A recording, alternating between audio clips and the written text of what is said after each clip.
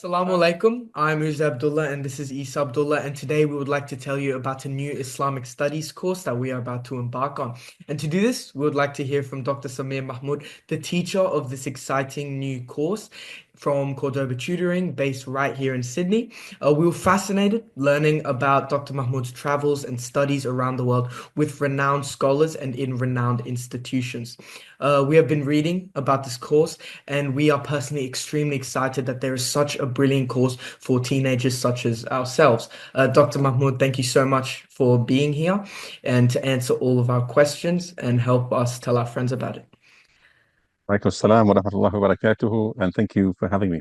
I really appreciate it. It's a No pleasure. problem, of course. Okay, so the website for Cordoba tells us that it offers a unique perspective on Islamic education and unparalleled access to knowledge and insights into Islamic teachings. Can you please tell us a little bit about these unique perspectives and how these are so important for people our age? If you can you also provide us some examples of this? Sure, sure. بسم الله الرحمن الرحيم والصلاة والسلام على أشرف الأنبياء والمرسلين محمد بن عبد الله أفضل الصلاة والتسليم. So yes, the Cordoba Tutoring promotes a course called Islamic Studies and Civilization, and it's primarily aimed at teens who are in high school, especially years 10, 11, 12, and also early university students, or any adult who feels that their knowledge of Islam and Islamic civilization is insufficient. Now, what do we mean by Islamic studies and civilization? You often find in many Islamic schools the subject of Islamic studies, and it usually includes Quran, and Hadith, and Fiqh, and Sirah, and Aqidah. What this course does is it does that, but much, much more. So Islamic studies and civilization really is a combination of two types of courses that are usually taught separately. Islamic studies is usually taught in many schools, but Islamic civilization is rarely ever taught. So what is Islamic civilization?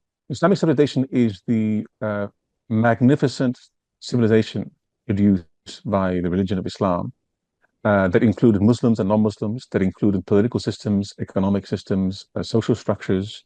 It included sciences like medicine and geometry and mathematics and optics.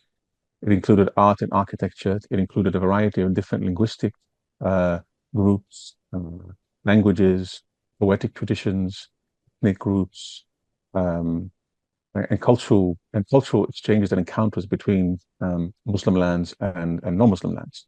So Islamic studies and civilization really then looks at how the core of Islam, which is the Islamic religion, the Quranic studies, the fiqh, the hadith, the seerah, the aqidah, transform every aspect of life and produces a civilization that transforms humanity. So the uniqueness, I would say, then is combining these two aspects into one single course, taught over a long, about 9-10 month period. So it's almost 1 year. And it develops chronologically. So it starts with the Sirah and then moves all the way up to the modern period by the end of the course. Another important aspect of the course, in addition to the fact that it teaches Islamic sciences and it teaches all the aspects of Islamic civilization, is that it follows the developmental stages of the student and the age group. So it gets more advanced and more complex as the course gets on.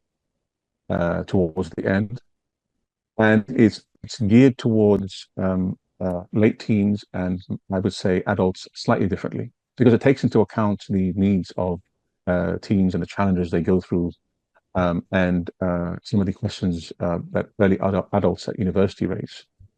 Obviously, many of the questions that teens raise as they transition to adulthood and to university are similar to what university students asked. So there's a between them, but also there's slightly different focus and different aspects. So let me give you an example. Imagine sitting through a course where you're looking at the chronological development of Islam as a religion over 1,400 year period. And then you're looking at the development of Islam as a civilization, its socio-economic system, the unique perspectives in economics that it developed, the unique political structures it developed, the unique cultural values that it developed the unique aesthetics in art and architecture. All these will be unfolded and unfurled over a 10-month period, where we look at the civilization aspect and the Islamic aspect as two sides of the same coin. Thank you very much, Dr. Mahmoud.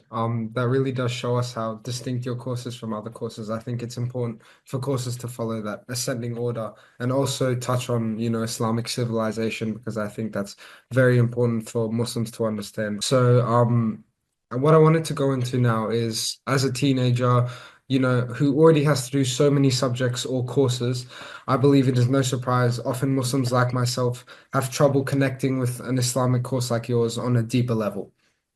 The struggles of the modern era, technology, social media, etc., they prevent teenagers like me and my brother to truly understanding the lessons and connecting with our faith and Allah subhanahu wa ta'ala.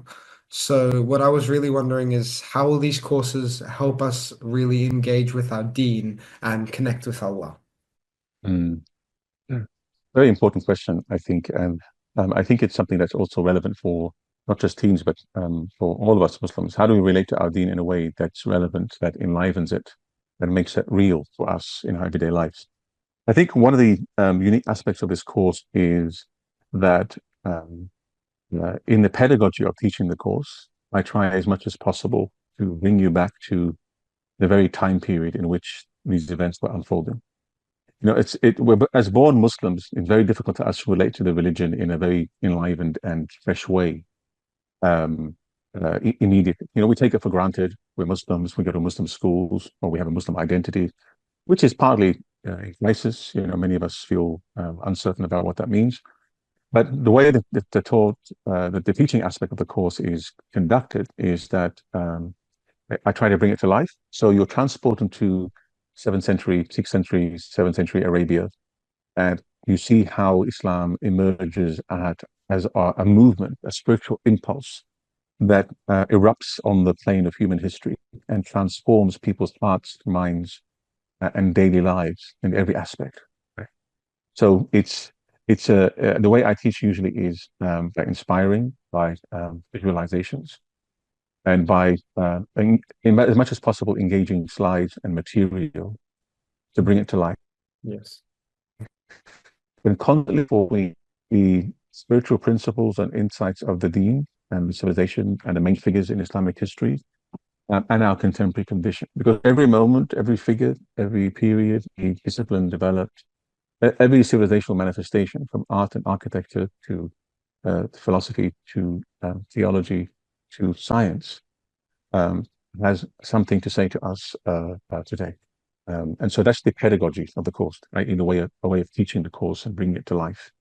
And I firmly believe in very powerful and engaging images and diagrams. So I tend to involve a lot of that in the course. And I try to refer as much as possible also to a wide range of audiovisual material to help students connect. Because one of the things that I think we need to address in our youth and in ourselves is a sense of what it means to be a Muslim in the modern world today. Are we just another religion? There's many other religions. Why be a Muslim? What's so special about it? Why not be any other a member of faith, right? So there's a unique mandate to Islam. There's a unique message that Allah subhanahu wa ta'ala has sent as a therapy, as a healing for humanity. And it's the pride of every Muslim to carry this responsibility, this amana that Allah subhanahu wa ta'ala bestowed upon the mountains and the heavens and the earth. And they rejected it, except the human being. He accepted it. Right? So what does it mean to carry this amana? What does this amana mean? If we can allow it to seep deep into our hearts and transform us, and we can see through our inner vision what this actually means, we can carry it with our heart, mind, soul, and our body and transmit it to others with great confidence, great faith, and in a way that's not a false sense of pride, but a strong sense in a tradition that is both true and urgently needed to be heard by humanity. So also I wanted to just add on to that question. Obviously, a lot of kids like us, we're thinking, why should we put our time into this course? So Yeah. what I was wondering is, can this course actually help us with things we're trying to achieve outside of life in this dunya? Mm, Because mm, that's the main thing for teenagers our age. Can this mm. time we're putting into our religion actually have an output in this dunya? Absolutely. I mean, studying about Islamic studies and civilization is all about equipping you to achieve happiness in this world and the next. Right? A lot of people have the assumption that studying the deen is about felicity and happiness in the next world only. As Imam Ghazali reminds us again and again, it's about happiness in this world and the next. So it's about bringing order and meaning and harmony and purpose to our lives, and in the process, transforming our afterlife. And so, whether we're looking at the paragons of virtue, the great figures in our history who taught us how to be, how to live, how to be the most ethical and spiritual beings, the lessons of leadership that they offer, to the lessons of economic equity and justice that our economic system developed, that can inspire initiatives and economic thinking today. The type of political and social structures that can inspire different ways of thinking about things and doing things today. You know, the new generation, you're going off to university and you're going to learn a wide range of skills, and then you go onto the job market, right?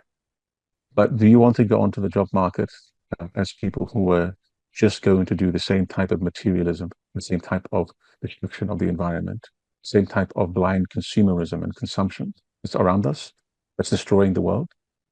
No. The answer is, I think every sensible Muslim would say the answer is no. So what vision, what values do we want to carry in our hearts that can help transform the skills that we learn at university so that we maybe contribute to a better world? And that's what the course is really about instilling. Um, that purpose, that plan, those ideas, inshallah, and that order and pattern of meaning. Isnillahi ta'ala. That's the intention, inshallah. Yeah. Thank you for that. What my final question was, will these courses actually demand a significant portion of our time with work and assessments? Because, just reiterating, all of us teenagers usually have a heavy Yeah, load. So could yeah. you tell us a little bit more about the homework and assessments that we have to do? Yeah, so look, there's a variety of different types of students who may want to enroll in this. And so I'm attempting to cater to different types. Let me give you an example of how the courses are structured or done. You can either come in person on a Wednesday at 7:30 and have a 2-hour session a week, or you can have online version. Right? So the online version is you watch a video 1 hour a week that's pre-recorded. You can watch it whenever you want. And on the weekend, we have a live Zoom session where we discuss the video. Right?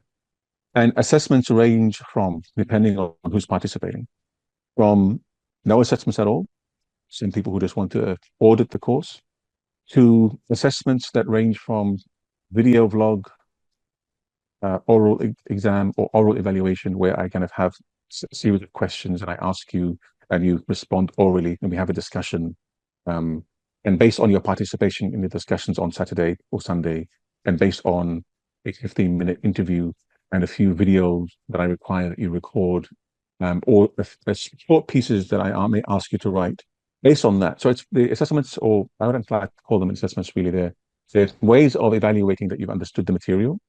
These kind of evaluations are very flexible, and it depends on the type of students. If you do these evaluations, you get a certificate of completion, and then you're formally able to then go to the next levels, because there are several levels to the course throughout the year. There's 3. And then after the course, there's a series of really interesting, in-depth thematic courses that presuppose these year-long course as a prerequisite. So the answer to your question is depends on how much you want to commit to it. Mhm. Right. Yeah. Yeah, I think Yeah. that level of flexibility is definitely good for teenagers. Yes, I Um, would agree. I would agree. yeah. Anyways, that about wraps up this interview. Thank you very much, Dr. Mahmoud, for giving us the opportunity to get an insight into this amazing course you have created. We're very much looking forward to doing the course ourselves as well, inshallah. Inshallah. Bismillah Uh, to, ta'ala. to everybody listening, please check out Dr. Mahmoud's course at cordobatutoring.com. The website is easy to access and it has all the info you need to get started. The course has four Mhm. different levels tailored to any range of participants. But to start off, Dr. Mahmoud will be offering the first course. Inshallah, more info on the levels will be out soon. And obviously, the info sessions will be happening monthly, which Dr. Mahmoud has Inshallah. announced. Inshallah. The Uh, first course is in February. yeah, sounds Yeah. good. Sounds good. Inshallah. Barakallah fikum. Thank you. Thank you for your time, and we'll Yeah, see you soon, inshallah.